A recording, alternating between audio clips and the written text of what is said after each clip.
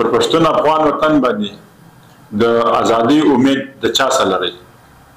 پښتون افغان وطن باندې د ازادۍ د خپلواکۍ په خپلو وسایلو خپل اختیار ګټلو لپاره یوازې امید اخري امید چې دې کام ته راپاتې د هغه ملي مشر منظور احمد پښتون یو څه امید شته پښتون افغان وطن د جبرونو او د ظالم ریاست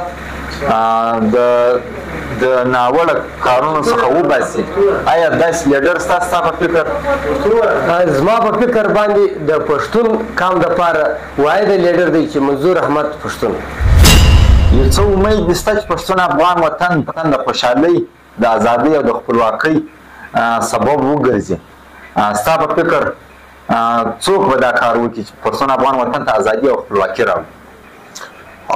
دا وخت خو د ټول دلته چې څه عوام دی د دې ټولو دا امید دی او دا اخري امید هم دی چې دلته به پښتانه وطن باندې د خوشحالۍ او د خوشحالۍ د زیري سبب او د خپلواکۍ سبب صرف او صرف ملي مشر منظور احمد پښتون جوړیږي. آیا خیال دی چې پښتون افغان وطن به د دې جبرونو او د دې ظالم ریاست څخه ځان خلاص کړي؟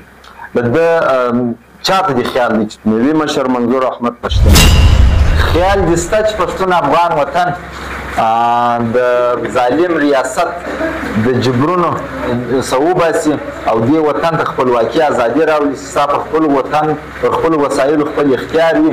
آیا ستا په فکر باندې دا کار به څوک وکړي؟ محسن داول دې وکړي، منظور پښتون دې وکړي، محمود خان اڅکزی دې وکړي، که به ایمل ولي وکړي، که به مولانا فضل الرحمن؟ هغه واحده لیډر دی لکه مشر منظور احمد پښتون چې دغه خپلواکي او خپل ازادي موږ ته راکړي. د پښتون افغان وطن د ازادۍ او د خپلواکۍ سبب ستا په فکر کوم لیډر ګرځېدلی شي؟ مشر منظور پښتون. د پښتون افغان وطن د ازادۍ د خپلواکۍ سبب ستا په فکر څوک ګرځېدلی شي؟ منظور پښتون.